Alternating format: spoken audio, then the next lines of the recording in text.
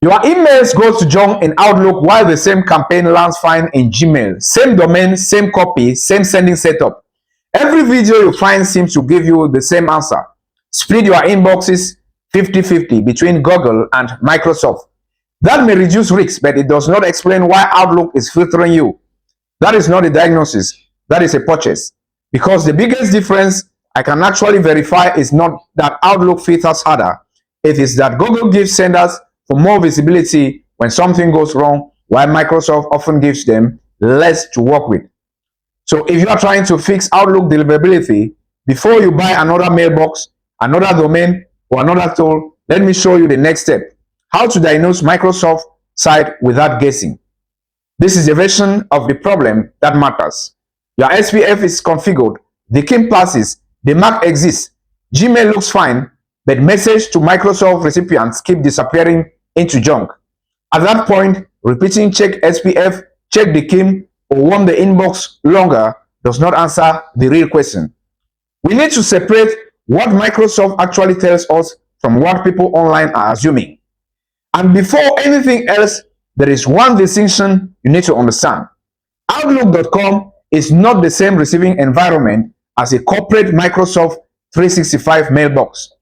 Outlook.com, Hotmail, Live MSN, Microsoft Consumer Services, a company using Microsoft 365 can also apply its own inbound anti-spam and security policies. So when somebody tells me Outlook is sending my emails to junk, my first question is simple. Which Outlook environment is failing?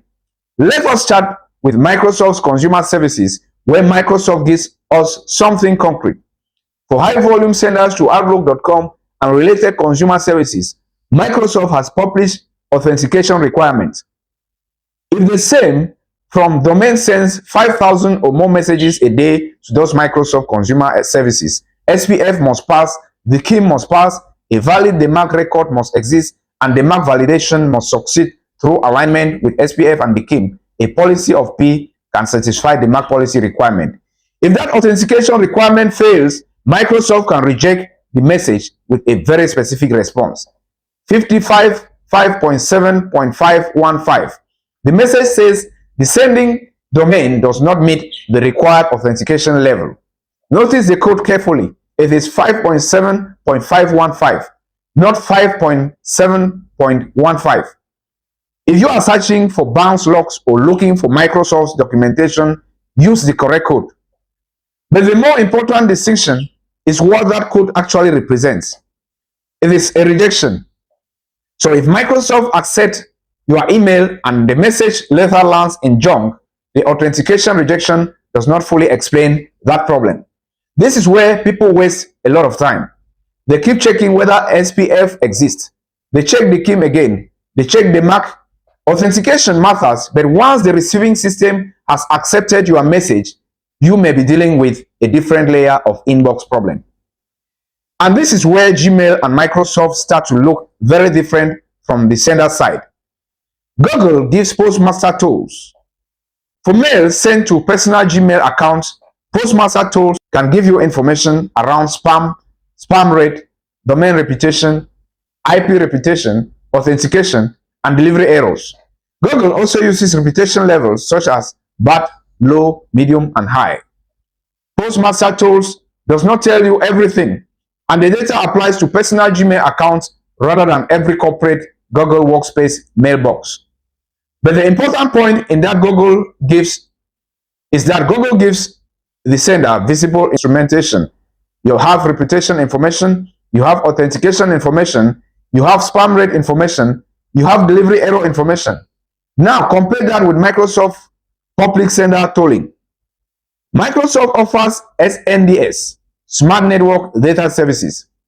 SNDS gives senders reputation information centered on individual sending IP addresses for Outlook.com, and Microsoft says you need access to the IPs you manage. That helps when you control your sending infrastructure. But if your outbound runs through shared infrastructure, IP level information may be much less useful for isolating what is happening to your individual sending domain.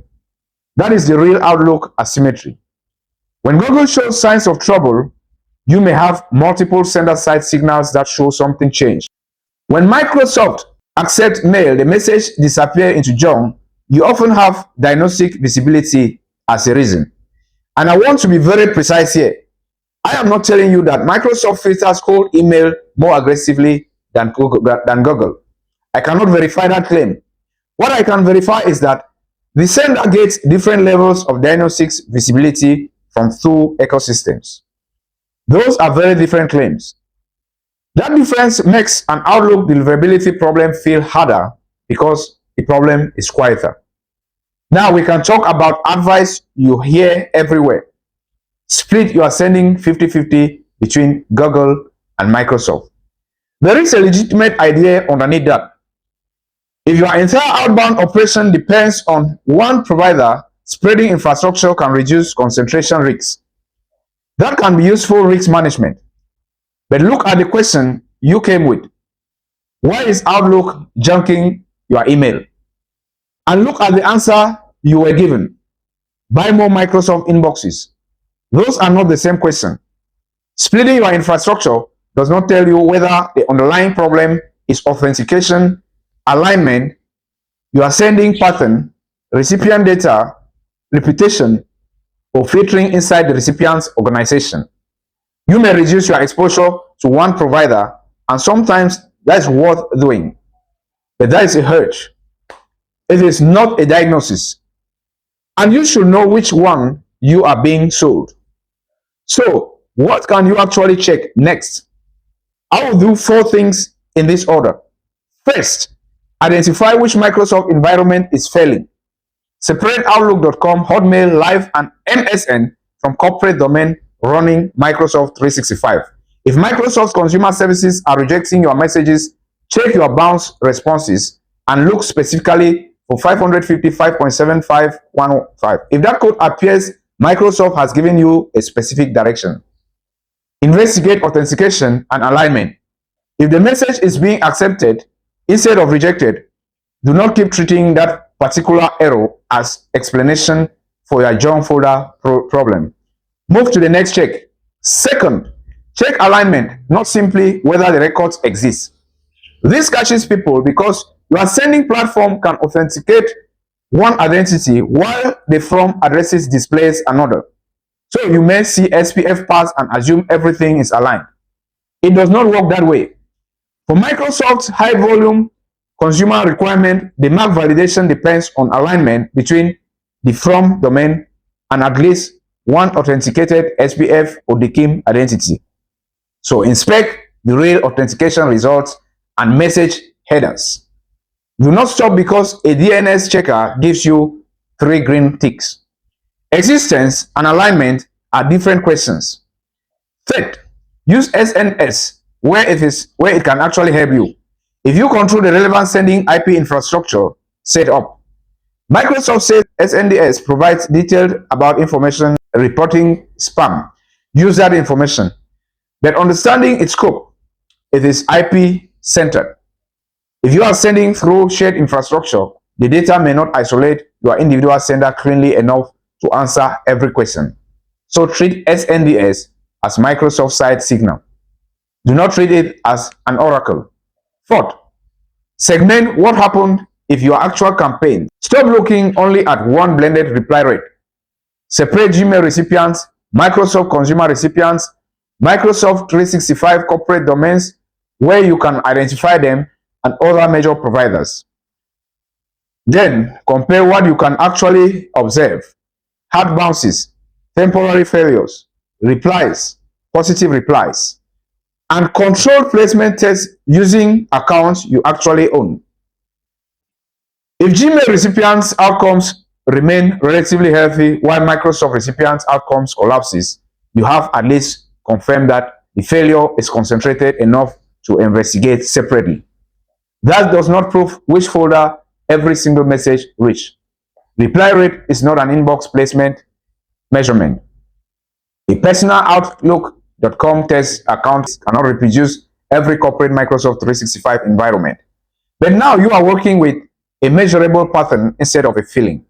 Instead of saying, Outlook hates my emails, say the failure is concentrated among these Microsoft recipient environments. That is much more useful. And this process has an honest limit. Corporate Microsoft 365 organizations can apply their own inbound spam policies, including different policies for particular users, groups, or domains. That means you can reach a point where authentication passes, there is no rejection, and your basic sending behavior looks normal. However, one group of corporate Microsoft recipients see filters you. At that point, there may be a public dashboard that gives you exact reason. Do not invent certainty just because somebody expects an answer. Reduce the risks. You see control, your recipient data, your targeting, your volume pattern, your complaint generating behavior, your sending infrastructure. Then keep measuring the provider speed. So remember 3 things. If Microsoft consumer mail rejects you with 550, 5.7.515, start with authentication and alignment, because Microsoft has given you a specific failure to investigate. The biggest Gmail versus Outlook asymmetry I can defend is not that Outlook definitely filters harder. It is that senders get different levels of instrumentation and diagnostic visibility. And splitting 50-50 between Google and Microsoft may be useful risk management, but risk management is not a diagnosis. This sits inside Gate 2 of the 4-gate code email system, the inbox gate. If you want the Microsoft site diagnostics checks in one place, I have linked them below. For the complete breakdown of how I diagnose whether your cold email has a real chance of reaching the prospect before you touch the copy, find it on the screen.